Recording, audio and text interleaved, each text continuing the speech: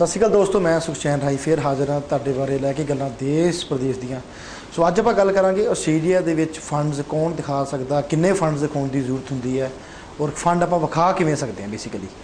सो सब तो पहले मैं गल ये करांगा कि फंड्स हुंदे की है। आम तौर पर तुसीं अखबारां च टीवी च जां कंसलटेंट दे कोलों जां बच्चें दे कोलों ये गल सुनी होएगी कि फलाने कंट्री च फलाने फंड दी रिक्वायरमेंट है, इन्ने फंड शो करन दी लोड़ है।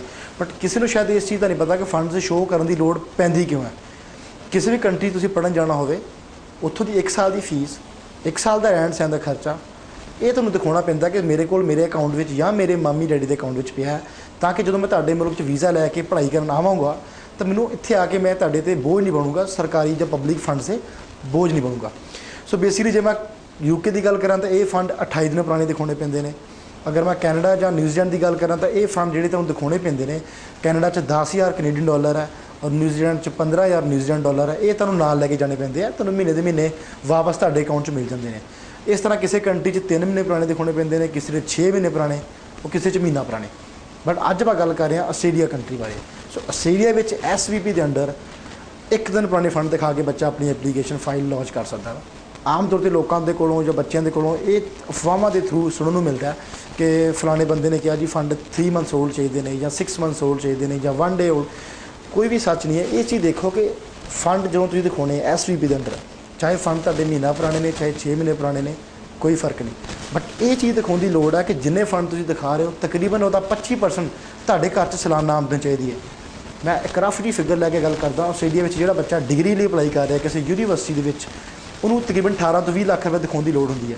वो चाहे 1 दिन पुराने हो चाहे महीना पुराने हो, कोई फर्क नहीं। बट ये चीज़ दिखानी पेगी कि 20 लाख का 25% मतलब कि 5 लाख रुपये तुहाडे घर च तुहाडे परिवार की सालाना आमदन है।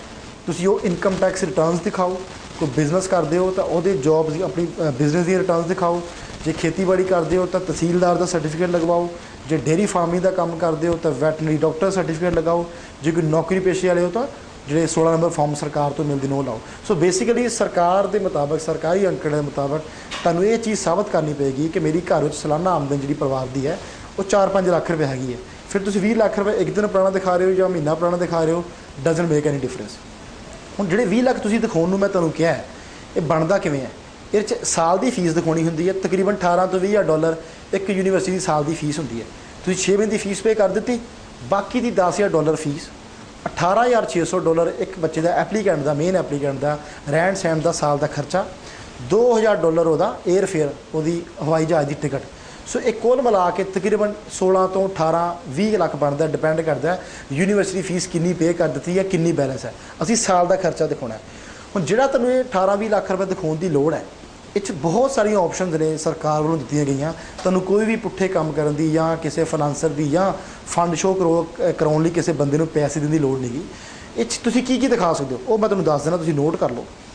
पहली चीज़, तुसीं आपदे अकाउंट में आपदे नाम से सेविंग्स, मम्मी के नाम से, डैडी के नाम से, भैन के नाम से, भरा के नाम से, जिन्होंने आप खुला खाता कहने हैं, बचत सेविंग अकाउंट। उस तो इलावा जो तुहाडे परिवार के किसी मैंबर के नाम से FD है, बैंक च है या डाकखाने च, वो दिखा सकते हो। तुहाडे पेरेंट्स गवर्नमेंट एम्पलाई, सरकारी जोड़े एम्पलाई ने, उन्होंने जो GP फंड जमा होंदा है वो दिखा सकते हो। तुसीं कोई बीमा पॉलिसी LIC वगैरह कराई है, वो सरंडर वैल्यू दिखा सकते हो। बैंक तो अपनी ऑफर लेटर दिखा के अपनी जमीन, अपने घर, अपने मकान, किसी चीज़ को गहने रख के उसकी वैल्यू पवा के एजुकेशन लोन लै सकते हो। सो इन्नियां चीज़ां होने के बावजूद जो फिर भी आप किसी पुट्ठे रस्ते पईए, किसी एजेंट के राह गल्लां च आके या किसी फाइनांस की गल्लां च आके भी चल मैं तेरे इन्ने % दिखाऊंगा, मैं तेरे इन्ने % ब्याज लैके फंड शो करा देना, वो चीज़ां आप गलत ना करिए। इस 1 दिन पुराने फंड दिखाने की लोड़ है। जे तुसीं अपने किसी भैन भरा, दादा दादी, चाचे ताए के फंड भी दिखाना चाहो वो भी दिखा सकते हो, या किसी आपके रिश्तेदार को हेल्प लैके अपने अकाउंट च पैसे पाने चाहो वो भी पवा सकते हो। तुसीं सिर्फ ये दिखाना कि मेरे को 18-20 लाख रुपया साल की फीस, साल का रहन सहन का खर्चा मेरे खाते च हैगा, ये मेरे पेरेंट्स मेरे वीज़ा लगन तो बाद मैनू अफोर्ड कर सकते, मैनू पे कर सकते हैं, उन्होंने कोई भी समस्या नहीं। उस कंट्री च आके यानी कि आस्ट्रेलिया च आके मैं उत्थों सरकार के बोझ नहीं बनूंगा। सो फंड के चक्कर च आके आप गलत स्टैप ना पुट्टी, क्योंकि सूँ सरकार ने, अंबैसी ने ऑलरेडी इन्नियां कि ज़्यादा ऑप्शन दी हुई ने कि सूँ पुट्ठे रस्ते पैन की लोड़ ही नहीं। जे किसी को पैसा नहीं है तो किसी बैंक चों एजुकेशन लोन सैंक्शन करा दे। अज की डेट में स्टूडेंट नूं जिहड़ा एजुकेशन लोन आ बहुत ही घट ब्याज से बड़ा सौखा मिल जाता। वो शर्तां की होंदियां, अपनी किसी यूनीवर्सिटी कॉलेज जिथे पढ़न जा रहे हो उत्थों की ऑफर लेटर प्रोवाइड करवाओ, ਔਰ ਵਿਆਜ ਸੌਰੀ ਜਿਹੜਾ ਤੁਸੀਂ ਲੋਨ ਲੈ ਕੇ ਜਾ ਰਹੇ ਹੋ ਉਹ ਤੁਹਾਡੇ ਪੇਰੈਂਟਸ ਦਾ ਤੁਸੀਂ ਬਾਅਦ 'ਚ ਮੋੜ ਦੋਗੇ, ਉਹਦੀ ਕੋਈ ਗਰੰਟੀ, ਉਹਦੀ ਕੋਈ ਜੇ ਸਪੋਜ਼ ਕਰੋ ਤੁਹਾਡੇ ਕੋਲ 20 ਲੱਖ ਰੁਪਏ ਦਾ ਮਕਾਨ ਹੈ ਤਾਂ ਤੁਹਾਨੂੰ 10-15 ਲੱਖ ਰੁਪਏ ਦਾ ਲੋਨ ਆਰਾਮ ਨਾਲ ਮਿਲ ਜਾਂਦਾ ਹੈ। ਤੁਹਾਡੇ ਕੋਲ 15 ਲੱਖ ਦੀ FD ਹੈ, ਤੁਹਾਨੂੰ 12-13 ਲੱਖ ਦਾ ਲੋਨ, ਐਜੂਕੇਸ਼ਨ ਲੋਨ ਆਰਾਮ ਨਾਲ ਮਿਲ ਜਾਂਦਾ। ਸੋ ਇਹਨਾਂ ਚੀਜ਼ਾਂ ਦੇ ਆਪਾਂ ਲੋਨ ਲੈ ਕੇ ਵੀ ਜਾ ਸਕਦੇ ਅਗਰ ਆਪਾਂ ਆਪਣੀ ਫੀਸ ਨੂੰ ਜਾਂ ਆਪਣੀ ਸਟੱਡੀ ਨੂੰ ਆਪਾਂ ਅਫੋਰਡ ਨਹੀਂ ਕਰ ਸਕਦੇ। ਜੇ ਤੁਹਾਡਾ ਕੋਈ ਭੈਣ ਭਰਾ ਜਾਂ ਦਾਦਾ ਦਾਦੀ ਜਾਂ ਚਾਚਾ ਚਾਚੀ ਨਾਨਾ ਨਾਨੀ ਕੋਈ ਤੁਹਾਨੂੰ ਸਪੋਂਸਰ ਕਰਨਾ ਚਾਹੁੰਦੇ ਆ ਤਾਂ ਉਹਨਾਂ ਕੋਲ ਸਪੋਂਸਰ ਵੀ ਕਰਵਾ ਸਕਦੇ ਹੋ। ਬਟ ਮੇਰੀ ਆਪਣੀ ਪ੍ਰੈਫਰੈਂਸ ਜਾਂ ਮੇਰੀ ਆਪਣੀ ਸੁਜੈਸ਼ਨ ਇਹ ਹੈ ਕਿ ਉਹ ਫੰਡ ਇੱਕ ਦਿਨ ਪਾਣੇ ਦਿਖਾਉਣ ਦੀ ਲੋੜ ਹੈ।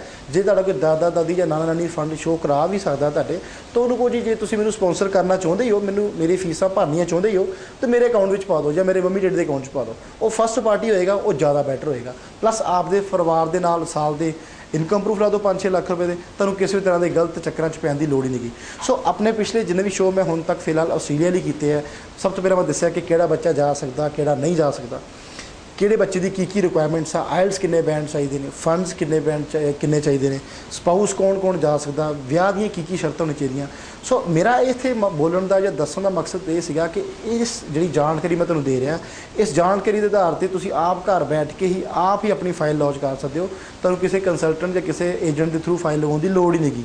ਫਿਰ ਵੀ ਜੇ ਤੁਸੀਂ ਕਿਸੇ ਵੀ ਤਰ੍ਹਾਂ ਦੀ ਕੋਈ ਕਾਨੂੰਨੀ ਸਲਾਹ ਜਾਂ ਲੀਗਲ ਸਲਾਹ ਜਾਂ ਵੀਜ਼ਾ ਪੁਆਇੰਟ ਆਫ ਵਿਊ ਦੇ ਲਈ ਕੋਈ ਵੀ ਸਲਾਹ ਲੈਣਾ ਚਾਹੁੰਦੇ ਹੋ, ਸਾਡੇ ਐਕਸਪ੍ਰੈਸ ਸਟੂਡੈਂਟ ਸਰਵਿਸ ਦੇ ਆਫਿਸ ਜਲੰਧਰ ਹੈ, ਮੋਹਾਲੀ ਹੈ, ਪਟਿਆਲੇ ਹੈ, ਅੰਮ੍ਰਿਤਸਰ ਹੈ। 10 ਵਜੇ ਤੋਂ ਲੈ ਕੇ 6 ਵਜੇ ਤੱਕ ਮੰਡੇ ਟੂ ਸੈਟਰਡੇ ਕਿਸੇ ਵੀ ਟਾਈਮ ਮੈਂ ਖੁਦ ਉੱਥੇ ਬੈਠਾ ਹੁੰਦਾ ਜਾਂ ਗੁਰਿੰਦਰ ਭੱਟੀ ਸਾਹਿਬ ਅਲੱਗ-ਅਲੱਗ ਬ੍ਰਾਂਚਾਂ ਵਿੱਚ ਤੁਹਾਨੂੰ ਮਿਲ ਸਕਦੇ ਨੇ।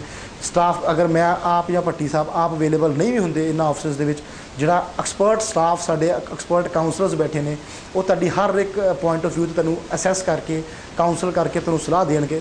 ਕਿਸੇ ਵੀ ਤਰ੍ਹਾਂ ਦੀ ਕੋਈ ਸਲਾਹ ਲੈਣ ਦੀ ਤੁਸੀਂ ਆਫਿਸ ਦੇ ਵਿੱਚ ਆ ਕੇ ਮਿਲ ਸਕਦੇ ਹੋ। ਬਾਕੀ ਸ਼ੋਅ ਕਿਵੇਂ ਲੱਗਾ, ਗੱਲਾਂ ਕਿਵੇਂ ਲੱਗੀਆਂ, ਤੁਹਾਡੇ ਫੀਡਬੈਕ ਦੇ ਨਾਲ ਹੀ ਮੈਂ ਆਪਣੀ ਜਿਹੜੀ ਜਾਣਕਾਰੀ ਹੋਰ ਤੁਹਾਨੂੰ ਵੱਧ ਤੋਂ ਵੱਧ ਦੇ ਸਕਦਾ। ਤੁਸੀਂ ਕਿਸ ਤਰ੍ਹਾਂ ਦਾ ਸਵਾਲ ਪੁੱਛਣਾ ਚਾਹੁੰਦੇ ਹੋ ਜਾਂ ਤੁਹਾਡੇ ਦਿਮਾਗ 'ਚ ਮੇਰੇ ਜਵਾਬ ਤੋਂ ਹੋਰ ਕੀ ਸਵਾਲ ਉੱਭਰੇ ਨੇ, ਉਹ ਤੁਸੀਂ ਸਾਡੇ ਜਿਹੜੇ ਫੇਸਬੁੱਕ ਦਾ ਪੇਜ ਹੈ ਜਾਂ ਤੁਸੀਂ ਸਾਨੂੰ ਈਮੇਲ ਦੇ ਥਰੂ ਜੋ ਨੀਚੇ ਵਗੈਰਾ ਆਪਾਂ ਡਿਸਪਲੇ ਕਰਾਂਗੇ ਆਉਣ ਵਾਲੇ ਟਾਈਮ ਦੇ ਵਿੱਚ, ਤੁਸੀਂ ਈਮੇਲ ਦੇ ਥਰੂ ਜਾਂ ਆਪਣੇ ਫੇਸਬੁੱਕ ਦੇ ਪੇਜ ਦੇ ਥਰੂ ਸਾਨੂੰ ਦੱਸ ਸਕਦੇ ਹੋ ਕਿ ਤੁਸੀਂ ਆਪਣੇ ਅਗਲੇ ਟੌਪਿਕ ਦੇ ਵਿੱਚ ਜਾਂ ਅਗਲੀ ਚਰਚਾ ਦੇ ਵਿੱਚ ਆਹ ਸਵਾਲ ਦਾ ਜਵਾਬ ਦਿਓ ਜਾਂ ਇਸ ਤਰ੍ਹਾਂ ਦੀ ਗੱਲਾਂ ਮਾਰਕੀਟ ਵਿੱਚ ਕਨਫਿਊਜ਼ਨ ਕ੍ਰੀਏਟ ਕਰ ਰਹੀਆਂ ਨੇ, ਇਸ ਚੀਜ਼ਾਂ ਬਾਰੇ ਵਿਚਾਰ ਚਰਚਾ ਕਰਨਾ ਚਾਹੁੰਦੇ ਹੋ, ਤੁਹਾਡੇ ਸੁਝਾਅ ਮੈਂ ਉਹਨਾਂ ਦੀ ਵੇਟ ਕਰਾਂਗਾ। ਉਹ ਤੁਹਾਡੇ ਉਹਨਾਂ ਸਵਾਲਾਂ ਦੇ ਜਵਾਬ ਦੇ ਬੇਸ 'ਤੇ ਹੀ ਮੈਂ ਆਪਣੇ ਅਗਲੇ ਸ਼ੋਅ ਉਹਨਾਂ ਨੂੰ ਜਵਾਬ ਦੇਵਾਂਗਾ। ਧੰਨਵਾਦ।